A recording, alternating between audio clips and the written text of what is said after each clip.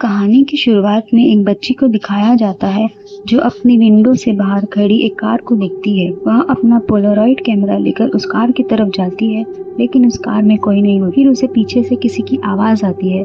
वहां जाने पर एक लंबा आदमी उसके सामने सफेद कपड़े पहने हुआ आकर खड़े होता है और उसे बर्थडे विश करता है। फिर कहानी में 20 साल बाद ली हार्कर को दिखाया जाता है, जिसे एक मर्डर केस के बारे में इंस्ट्रक्शन दिए जा रहे होते हैं। ली अपने कलीग के साथ उस मर्डर केस के बारे में पूछताछ करने जाती है। ली को वहाँ इंट्यूशंस आते हैं कि मर्डरर किस घर में छुपा हो सकता है और वह अपने कलीग को बताती है। तो वह जाकर पहले डोर नॉक करेगा कहकर डोर नॉक करता है और दरवाजा खुलते ही मर्डरर उसे शूट कर देता है। ली उस मर्डरर को उसके घर से पकड़ लेती है। फिर सीनियर एजेंट कार्टर ली को मर्डर के बारे में बताते हैं कि किलर हर मर्डर के पास एक लेटर छोड़ जाता है जो कोडेड लैंग्वेज में लिखा होता है और उसके नीचे लॉन्ग लेग्स लिखा होता है। वह यह भी बताता है कि किलर उन्हीं घरों में मर्डर करता है जहाँ बेटियां होती है और जिनका बर्थडे 14 को आता है। कार्टर ली को अब तक की सारी फाइल्स दिखाता है और उसे उस पर स्टडी करके कुछ सबूत पता करने के लिए कहता है। फिर ली सारी फाइल्स और पेपर को लिंक करती है और स्टडी करती है। ली कार्टर को बताती है कि किलर अकेला नहीं है, उसके साथ कोई और भी है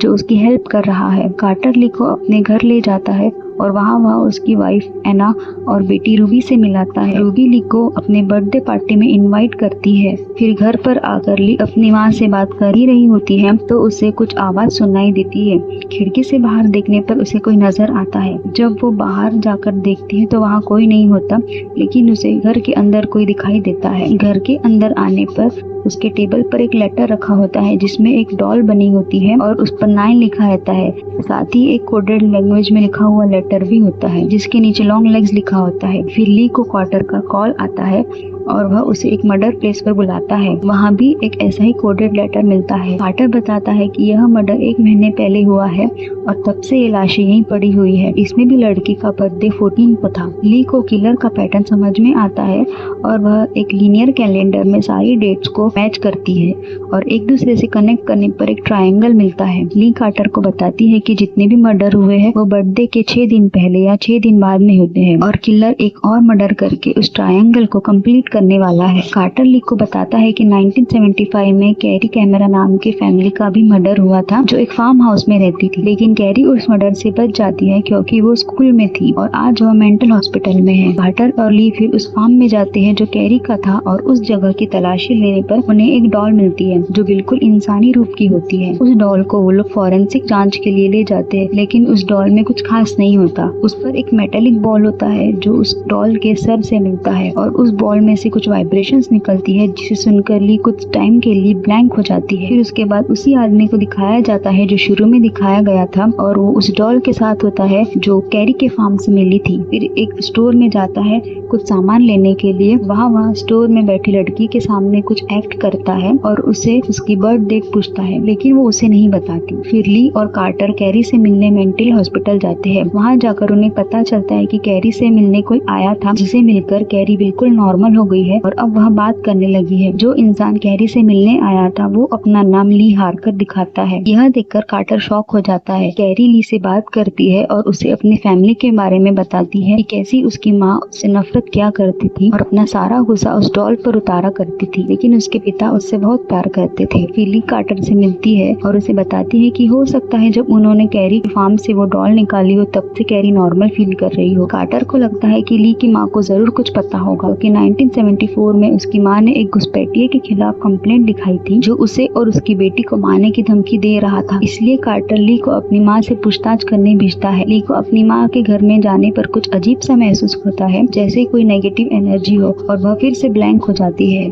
फिर अपनी माँ से पूछताछ करने पर उसे कुछ भी पता होने से वह इनकार कर देती है और उसे उसकी रूम की तरफ डायरेक्ट करती है। ली के रूम में एक बक्सा होता है जिसमें बहुत सारी पुरानी पोलराइड फोटो होती है। उसमें एक आदमी की फोटो होती है जिसे देखकर ली डर जाती है और उसे अपने बचपन का सीन याद आ जाता है और वो समझ जाती है कि ये वही आदमी है। फिर ली का बचपन दिखाया जाता है जिसमें वो अपने पोलराइड कैमरा से उसकी फोटो ले लेती है। फिर वही आदमी उसकी माँ को जबरदस्ती उसे अंदर आने देने के लिए कहता है कि जब जब वह चाहे तब तक आ सकता है। ली फोटो फोटो ले जाकर कार्टर को देती है और कहती है कि यह वही आदमी है जिसके खिलाफ उसकी माँ ने कंप्लेंट लिखाई थी और फिर उसे पकड़ लिया जाता है। उससे पूछताछ करने पर वह अपना नाम कॉबल बताता है। ली कार्टर को कहती है कि यह आदमी शैतान की पूजा करता है और उसमें ये अकेला नहीं है, लेकिन कार्टर ली की बात को नहीं मानता। ली कॉबल से मिलने जाती है और वो ली से कहता है कि वे लोग अक्सर मिलते रहते हैं, लेकिन ली को कुछ भी याद नहीं रहता। कॉबल कहता है कि उसके साथ एक औरत है जो ये सब करने में उसकी मदद कर रही है और जिन भी फैमिलीज का वो मर्डर करता है पहले वो उन्हें ऑप्शन देता है, या तो वो शैतान की पूजा करे या फिर वे खुद को नष्ट कर दे। कॉबल कहता है कि मेरे मरने के बाद मैं हर जगह मौजूद रहूंगा, मुझे कोई खत्म नहीं कर सकता, मेरा अंश हर जगह मौजूद है। ली उससे उस इंसान का नाम पूछती है जो उसका साथ दे रहा है, तो कॉबल उसकी माँ की तरफ इशारा करता है। ऐसा करते ही वह टेबल पर अपना सर पटकता है और अपनी जान दे देता है। ली के बाहर आने पर कार्टर उसे बताता है कि जब कॉबल ने अपनी जान दी थी तभी कैरी ने भी हॉस्पिटल से कूदकर अपनी जान दे दी। ली कार्टर से कहती है कि ये सब लॉन्ग लेग्स ने ही किया है, लेकिन कार्टर उसकी बात नहीं सुनता और वहाँ से चले जाता है। फिर अगले सीन में दिखाते हैं कि एजेंट ब्राउनिंग ली को उसकी माँ के घर ड्रॉप करती है ताकि वह उसकी माँ से कुछ पूछताछ कर सके, और वह कहती है कि वो उसका बाहर ही इंतजार करेगी। लेकिन ली को उसकी माँ घर में नहीं मिलती